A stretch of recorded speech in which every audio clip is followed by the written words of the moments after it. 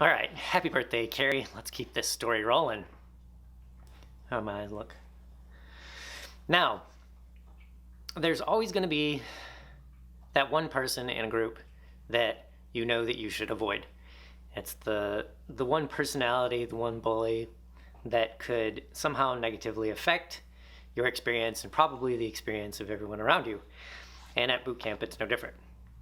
And the one guy, it was pretty obvious right away who he was. He was an ex-military dude, and he was the guy that thought he knew better, and thought he could take shortcuts and thought he knew some way to get through and make it easier for himself.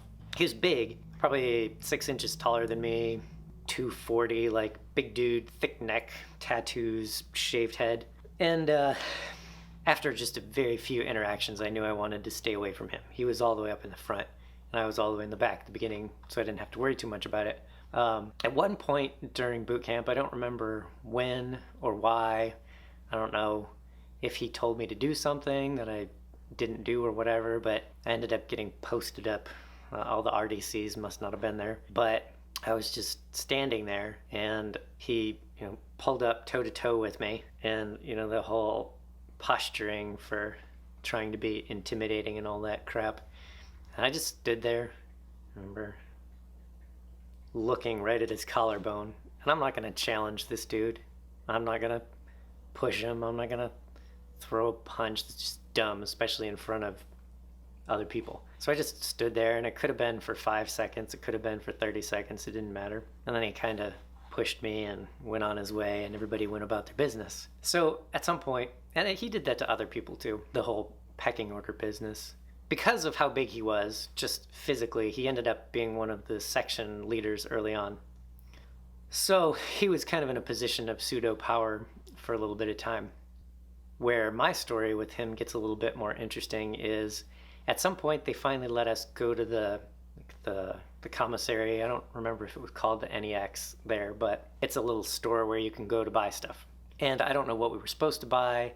I don't know if it was a reward for doing something that my ship got to go there, or we were supposed to buy pens and pencils or paper or something, but pretty sure everybody there sort of lost their brains for a minute, and we bought all kinds of crap. But I was in line to buy stuff, and the lady's going through, the things that were in my bag to purchase, and she looks at me weird, and she holds up a pack of condoms. And she's like, "What's this?" I'm like, I have no idea. Remember, we're all in still this zombie state, so I didn't even think about it. I'm like, that's not mine. And in retrospect, I remember hearing kind of giggles in the background.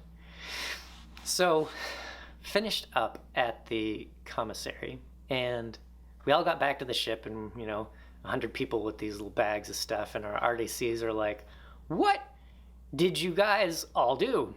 We weren't actually supposed to buy anything. We were just supposed to get these specific things. So we had to throw everything in the middle of our barracks. And they basically just went through and threw everything that we just bought away.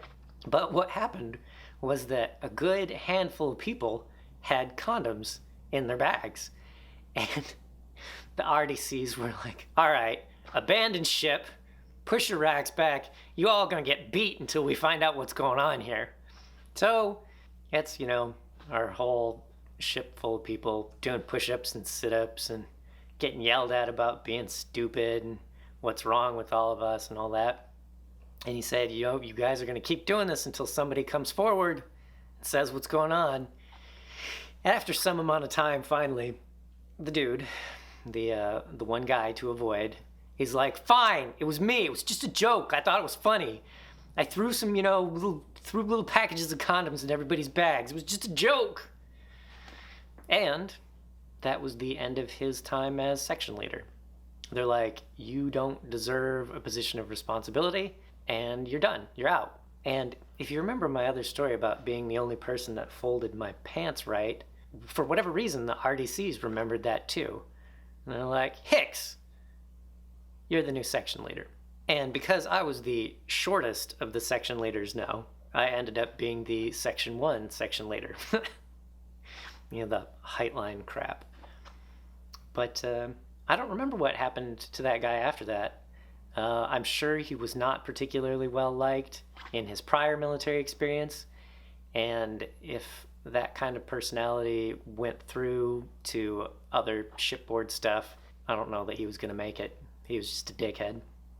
But, you know, of the 100 people in my ship, you know, I remember my 3 friends, and then I remember him. So I guess if you want to be remembered, just don't be a good person.